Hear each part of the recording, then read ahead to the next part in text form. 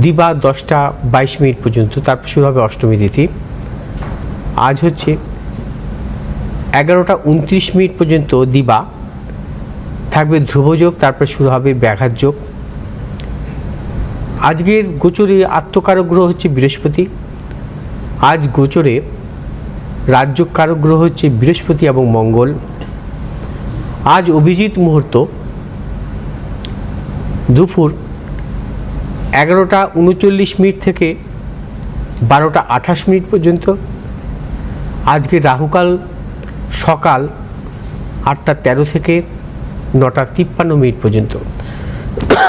আজকের গ্রহগত সন্নিবেশ, রবি আজকে অবস্থান করছে বৃষ রাশির কৃত্তিকা নক্ষত্রে, চন্দ্র আজকে অবস্থান করবে সিংহ রাশির মঘা নক্ষত্রে, মঙ্গল আজকে অবস্থান করবে মেষ রাশির অশ্বিনী নক্ষত্রে, বুধ আজকে অবস্থান করবে বৃষ রাশির রোহিণী নক্ষত্রে, বৃহস্পতি আজকে অবস্থান করবে মিথুন রাশির পূর্ণবসু নক্ষত্রে, শুক্র আজকে অবস্থান করবে মিথুন রাশির আর্দ্রা নক্ষত্রে, শনি আজকে অবস্থান করবে মীন রাশির রেবতী নক্ষত্রে, রাহু আজকে অবস্থান করবে কুম্ভ রাশির শতভিষা নক্ষত্রে, কেতু আজকে অবস্থান করবে সিংহ রাশির মঘা নক্ষত্রে।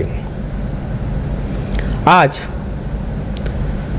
রবি চন্দ্র ব্যতীত দুটি গ্রহের মধ্যগত, অর্থাৎ মঙ্গল এবং বৃহস্পতি শুক্রের মধ্যগত। রবি চন্দ্র ব্যতীত দুটি গ্রহের মধ্যগত থাকলে তাকে আমরা বলি অভয়াচারী যোগ। এই অভয়াচারী যোগ অত্যন্ত শুভ। রবির দ্বিতীয় এবং দ্বাদশে যদি গ্রহ থাকে এবং চন্দ্র ব্যতীত গ্রহ থাকতে হবে, এবং সে সমস্ত জাতক জাতিকারা কর্মজীবনের ক্ষেত্রে সাফল্য পান এবং তাদের জীবনে সুনাম যশ প্রভাব প্রতিপত্তি সর্বক্ষেত্রে সাফল্য আসে।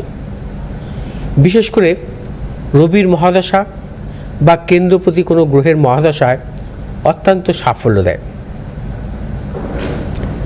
আজকে আবার চন্দ্র সিংহ রাশিতে অবস্থান করছে এবং দ্বিতীয় এবং দ্বাদশে কোনো গ্রহ নেই। এই ধরনের যোগকে আমরা অনেক ক্ষেত্রে বলে থাকি কেমোদ্রম যোগ, কারণ চন্দ্রের দ্বিতীয় দ্বাদশে গ্রহ না থাকলে কেমোদ্রম যোগের সৃষ্টি হয়। কেমোদ্রম যোগ অত্যন্ত অশুভ যোগ।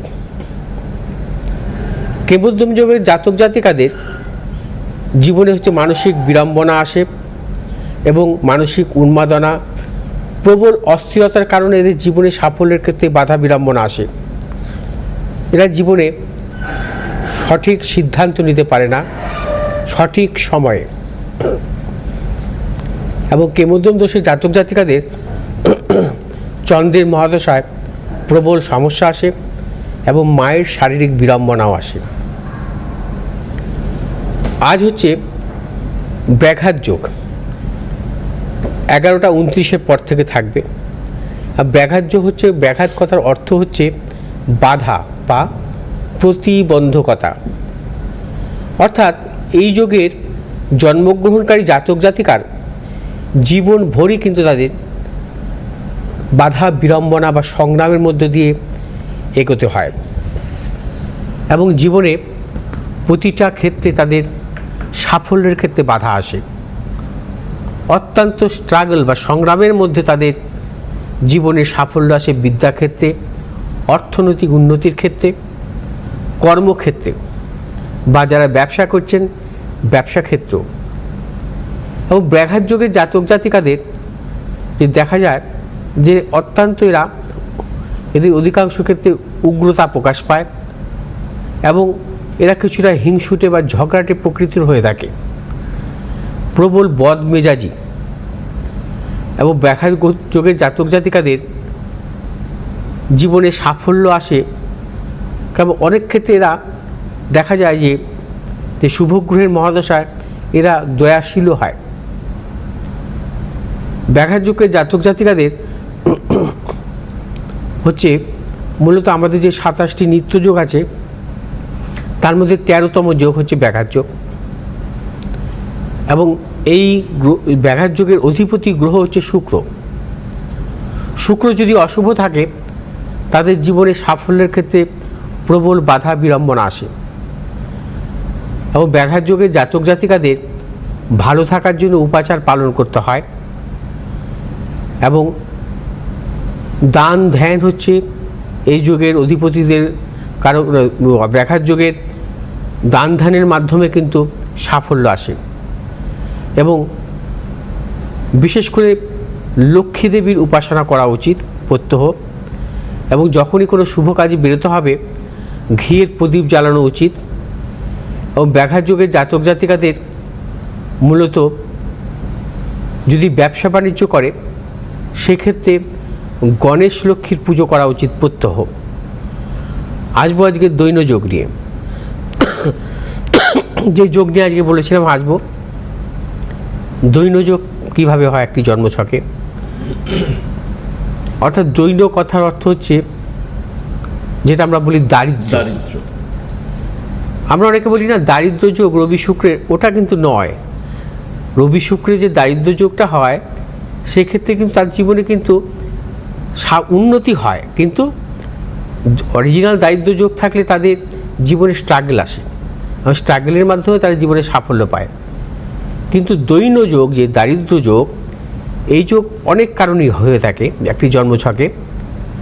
দেখা যায় যদি একাদশপতি অর্থাৎ আয়পতির সাথে ব্যয়পতির কম্বিনেশন হয় জন্মছকে, আয়পতি এবং ব্যয়পতি যদি কম্বিনেশন হয় সেক্ষেত্রে কিন্তু এই দৈন যোগের সৃষ্টি হয়। কীরকম একটা উদাহরণ দিন।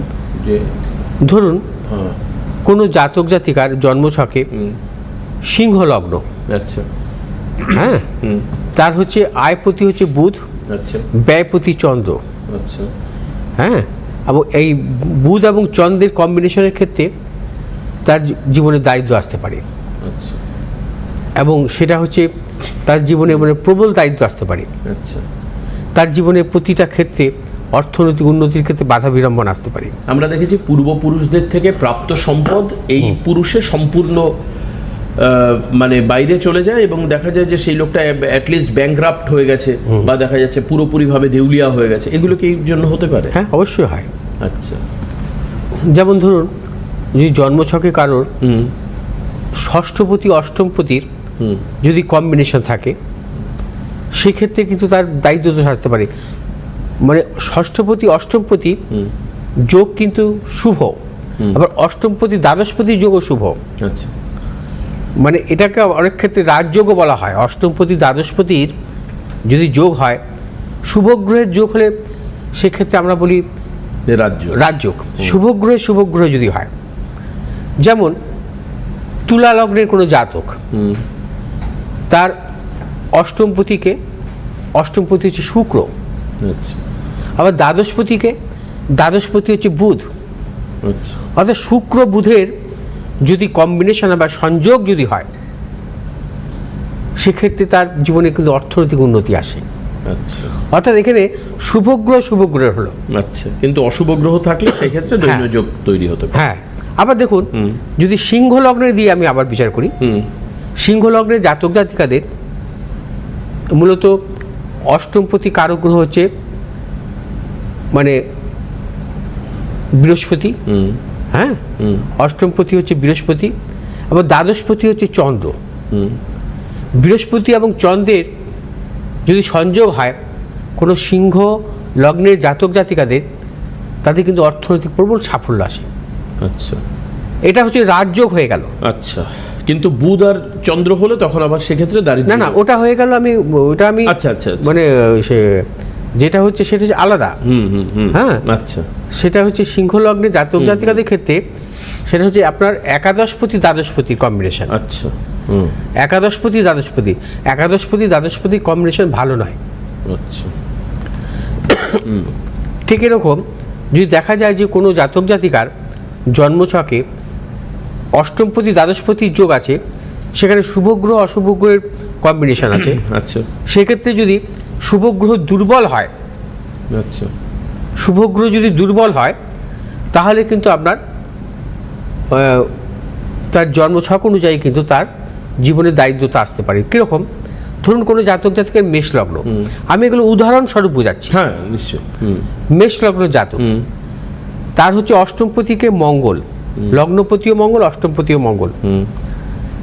কারণ মেষ লগ্নের যেহেতু অষ্টমপতিত্ব দোষ আছে, সেই জন্য লগ্নপতি হয়েও কিন্তু মঙ্গল অশুভ।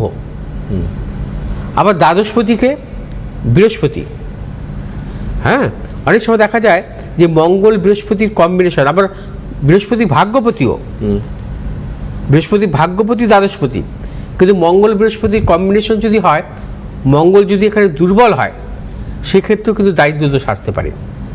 আচ্ছা, অর্থাৎ দারিদ্র দোষ আসতে পারে এইভাবে। তার পাশাপাশি যদি দেখা যায় লগ্নপতির সঙ্গে দ্বাদশপতির যোগ যদি হয়, লগ্নপতি কারো দেখা গেল এই মেষ লগ্নের জাতক জাতিকার লগ্নপতি হচ্ছে মঙ্গল, এবং মঙ্গল হচ্ছে লগ্নপতি এবং দ্বাদশপতি হচ্ছে বৃহস্পতি, এবং মঙ্গল বৃহস্পতির কম্বিনেশনের ক্ষেত্রেও কিন্তু অনেক সময় দারিদ্র যোগ আসতে পারে। আবার অনেকের জন্মছকে দেখা যায় যে আমরা দেখি কি রবি বুধের কম্বিনেশন দেখি, বা অনেকের ছকে দেখি যে রবি আগে থাকে বুধ পিছনে থাকে। অর্থাৎ যে কোনো জাতক জাতিকা জন্মছকে ধরুন তার রবি আছে মকর রাশিতে, আবার বুধ আছে হচ্ছে ধনু রাশিতে। অর্থাৎ ছকে দেখা যাচ্ছে রবি আগে বুধ পিছনে। রবি যদি আগে থাকে বুধ পিছনে থাকলে তার জীবনে কিন্তু অর্থনৈতিক সাফল্য আসে। আচ্ছা, আবার উল্টো যদি হয়, বুধ যদি আগে থাকে মকরে থাকে আর রবি যদি ধনুতে থাকে, তার দৈন্যতা আসে। আচ্ছা, বুঝতে পারলেন তো গ্রহগত কম্বিনেশন কি জিনিস? দৈন্যতা আসে উল্টো হলে। ঠিক এইভাবে কিন্তু আবার দেখা যায় একাদশপতি নিচস্থ বা ধনপতি কারো গ্রহ নিচস্থ, সেক্ষেত্রে তার দারিদ্র আসতে পারে, দারিদ্রতা আসতে পারে। কোনো এই যে আপনি আজকে দারিদ্র যোগ বলছেন, এর উল্টোটা কি ধনযোগ? কারণ ধনযোগ তো আছে। হ্যাঁ, ধনযোগ আছে। আচ্ছা, ধনযোগ হচ্ছে আবার মানে মানে ধরুন উল্টোটা হতে পারে। একাদশপতি নিচস্থ, দ্বিতীয়পতি নিচস্থ, সেক্ষেত্রে যেমন দৈন্যযোগ হচ্ছে।